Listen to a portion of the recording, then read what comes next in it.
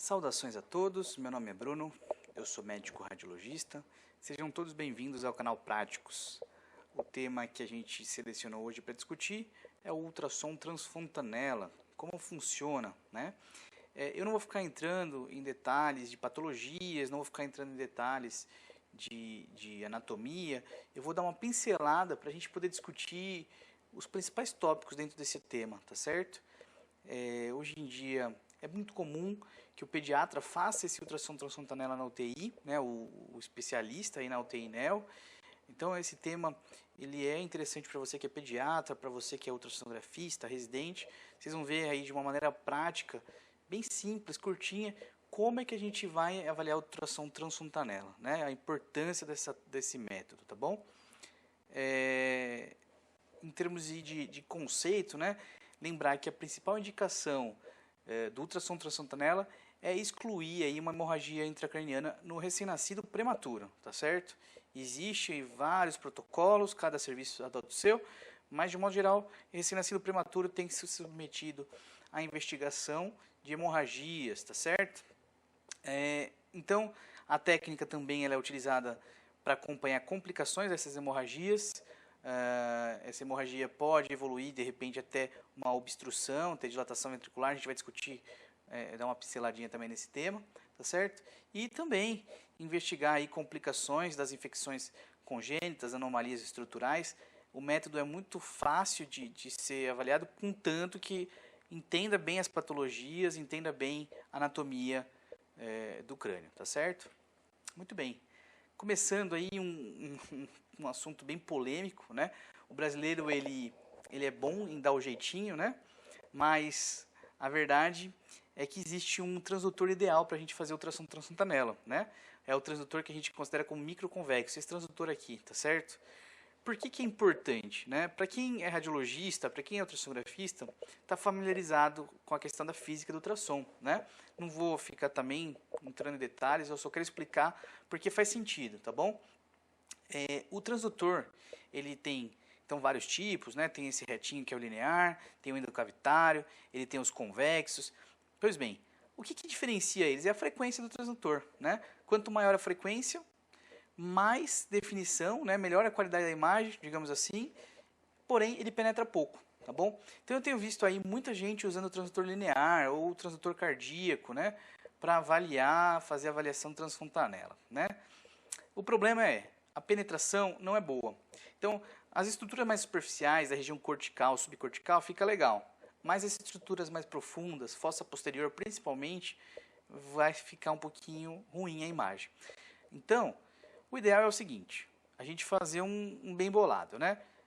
É muito difícil o serviço que tem esse transdutor aqui, o microconvexo, né? Que é um transdutor, então, que tem uma sondinha pequena, que vai se adaptar muito bem à fontanela, né? Esse transdutor, ele tem uma frequência aí semelhante ao transdutor convexo habitual, né? E ele tem o que é mais interessante é a questão do ângulo, né? Ele tem um tamanho reduzido e ele tem um ângulo de insolação aí de cerca de 140 graus. Então ele pega bem toda a calota craniana, né? Todo o encéfalo. Que transdutor que a gente pode fazer isso? O convexo ele tem um bom campo de visão, né? O transdutor linear não tem esse campo de visão. Existe um artefato, uma técnica que você pode usar no ultrassom, que é o Virtual Convex, que ele meio que simula, né, a convexidade de um transdutor convexo. Mas não fica igual, tem distorção, então tem que tomar cuidado, né? O que a gente faz muito aí na prática do dia a dia? É usar o transdutor endocavitário. Por quê? Ele não deixa de ser um transdutor microconvexo. Ele tem um ângulo muito bom de insonação, a gente consegue avaliar muito bem as imagens, né? Ele tem uma frequência boa, tão boa quanto o microconvexo, ele é melhor que a frequência do transdutor convexo. Porém, fazer ultrassom transfontanela numa criança utilizando esse transdutor, né? A gente tem que segurar a pontinha, claro que não é tão simples, não é fácil, né? E outra questão, que como é um exame que a gente faz na UTI NEO, o bebê está na incubadora, a gente mal tem espaço para mexer a mão ali dentro, né? Imagina com esse transdutor aqui, né? Então, uma sugestão aí para o dia a dia de vocês é começar o estudo com transdutor convexo normal, tá certo? É o que eu faço no meu dia a dia. Se eu precisar estudar um pouco melhor, precisar de mais definição para ver a região cortical, aí eu vou para o transdutor linear, tá bom? Ou às vezes para o transdutor cardíaco. Mas de modo geral eu começo os estudos com convexo. Eu, na minha clínica mesmo, como a minha clínica não é adaptada para essa questão de fazer só transfontanela, o que a gente faz é isso. A gente usa o convexo, usa o endocavitário e usa o linear. Eu uso os 3 transdutores, tá certo? A gente tem que fazer o jeitinho brasileiro, né? Muito bem. Em relação à técnica, não vou ficar entrando em detalhes também, tá certo? Isso a gente aprende em cursos, né? Mas só para relembrar, né? A gente usa na grande maioria das avaliações a fontanela anterior, tá certo? A gente ainda tem as janelas fontanela posterior e a mastoide para avaliar, é um método complementar à fontanela anterior, mas a região da fontanela anterior, então, ela é a mais importante, tanto para a gente fazer os cortes coronais quanto os sagitais. A gente vai ver umas imagens como é que fica, né, para avaliar. E dá para a gente avaliar, então, essa região entre 12 até 12 e 14 meses de vida, tá certo? A partir daí, a fontanela tende a ficar fechada e a gente perde um pouquinho aí o parâmetro para avaliar. Muito bem. De um modo geral, a gente faz vários cortes coronais e vários cortes sagitais, né, a fim de avaliar toda a calota craniana, todo o encéfalo, toda a fossa posterior, né? Aqui representado, então, de uma maneira aí, de uma ilustração, a gente está observando, entrando pela fontanela anterior, né? Acessando pela fontanela anterior, num corte coronal, a região mais frontal, né? A gente vê aqui a fissura interhemisférica, a gente vê, então, o encéfalo, a região cortical, né? A gente consegue ver até um pouquinho dos giros corticais, os sulcos entre os giros corticais, muito fácil de avaliar. Beleza. Um corte um pouquinho mais, digamos assim, 90 graus em relação à nossa insonação. A gente continua vendo a fissura interhemisférica. A partir daqui a gente já começa a ver o corno anterior do ventrículo lateral, essa estrutura aqui triangular. A gente vê um pouquinho do cávum do septo pelúcido. A gente vê o corpo caloso. O sagital vocês vão ver que vai ser mais fácil de avaliar isso daí. A gente ainda consegue ver a fissura silviana, tá vendo? A região temporal abaixo disso, parietal, tá certo? A gente consegue ver a fossa posterior, mesencéfalo, a gente vê o núcleo caudado, a gente vê o tálamo, dá para avaliar tudo, dá para avaliar muito bem por sinal, tá vendo? E olha aqui, ó, isso aqui é um transdutor convexo, tá vendo? Esse aqui provavelmente é um microconvexo até, tá bom? Notem que todas as imagens que a gente vai avaliar, de estudos principalmente, será com transdutor convexo, tá bom? Olha só, essa aqui, transdutor linear. Você vê que a gente consegue definir bem. Isso aqui é um virtuoconvexo que a gente chama, né? A gente define bem, mas corta, né? Tem partes que a gente não avalia, não é o ideal, tá bom? Nesse corte, então, é o corte sagital.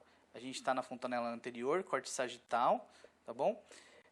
A gente vê bem o corpo caloso, a gente vê mesencéfalo, terceiro, quarto ventrículo, cávum do septo pelúcido. A gente consegue avaliar bastante estrutura. Não vou ficar entrando em detalhes aí de anatomia, tá bom?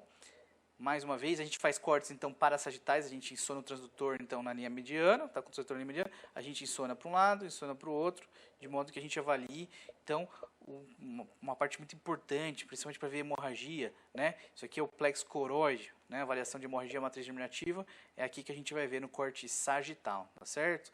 Região temporal, região occipital, aqui no corte convexo, né? Aqui comparando com aquele o outro exame, que era um transdutor linear, olha como a gente consegue avaliar tudo, né? Abriu muito mais o leque, né? Vamos lembrar, então, de pelo menos 2 situações aí que podem confundir, tá certo? Não são patologias, esse aqui é um corte na linha mediana, tá? Isso aqui é o cávum do septo pelúcido. O cávum do septo pelúcido, ele é super comum, ele está presente aí em 50 a 61% dos neonatos normais, né, certo? O bebê termo. E a gente ainda vê em adultos, tem essa persistência, de repente, do cávum do septo pelúcido, que não é considerado patológico, tá bom? Outra coisa que a gente observa com frequência é uma simetria, né? Notem que aqui o ventrículo lateral direito é um pouquinho maior que o esquerdo, né? Essa assimetria dos ventrículos laterais não representa algo patológico, tá certo? Isso pode ser uma variação da normalidade.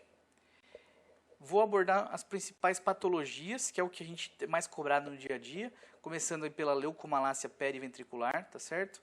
Tem aí também como outros nomes, encefalopatia hipóxico-isquêmica do pré-termo, tá bom?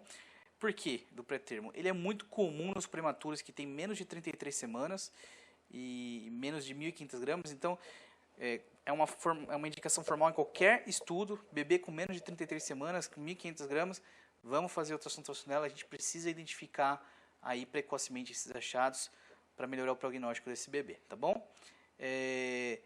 De uma maneira geral, ela é caracterizada por uma área de maior ecogenicidade da substância branca periventricular, tá bom?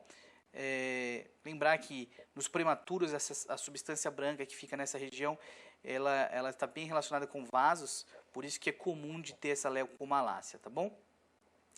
Existem outras classificações, né, das leucomalácias, mas essa aqui é a mais aceita. Ó, esse artigo aqui ele é um artigo de 1992, é um artigo que não é novo, mas até hoje a gente usa essa classificação, tá bom? Aqui, de uma maneira esquemática, então, o grau 1, a gente vê um aumento da ecogenicidade. Isso aqui são cortes parassagitais, tá bom? Aqui sagital também. Aqui, grau 1, então, tem apenas um aumento, né? A partir do momento, isso aqui é um corte coronal, que a gente vê estruturas císticas da substância branca periventricular, né? Pequenos cistos frontoparietais já é grau 2. Aqui é num corte coronal, corte sagital, ó, cistinho, tá fácil de enxergar, né?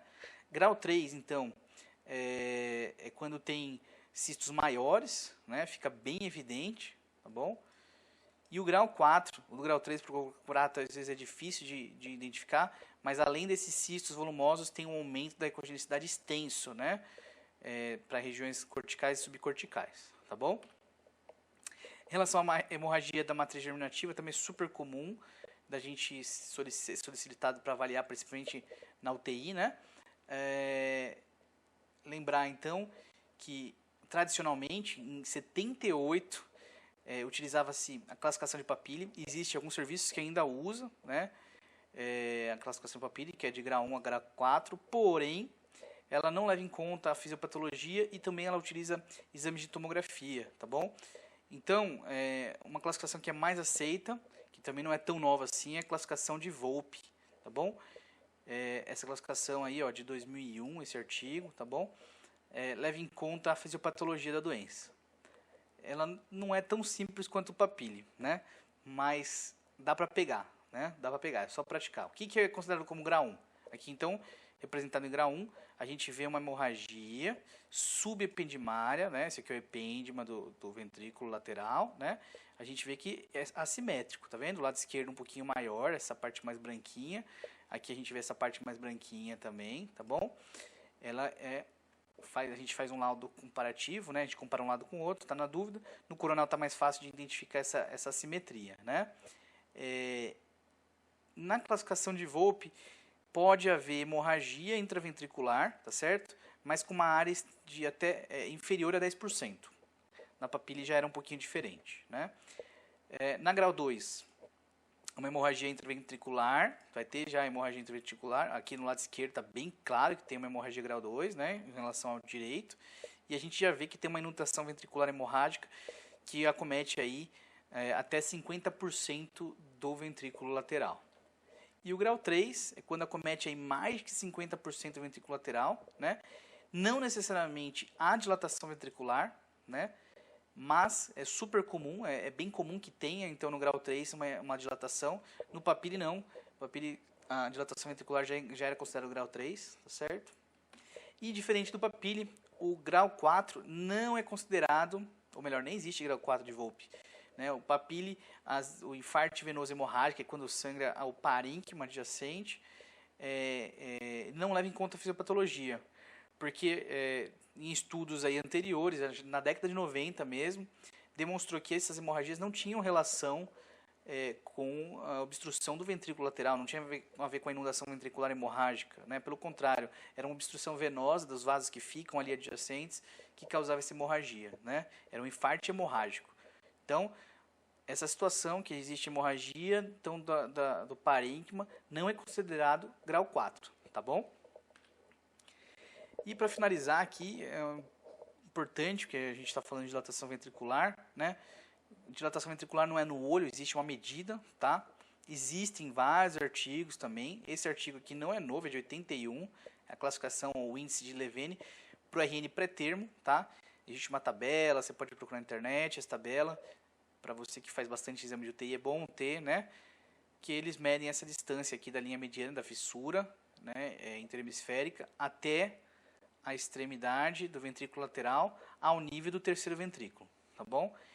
Então pega a idade, a idade do bebê, né, e vê em medidas para ver se tem ectasia do ventrículo, tá bom? E para o bebê que é pós-termo, tem o índice ventrículo hemisférico, que é o mais aceito, tá bom? Tem uma tabela que mede o ventrículo direito e o ventrículo esquerdo. Lembra que eu falei que pode haver assimetrias, né? E isso não quer dizer que é patológico, mas é muito parecido, né?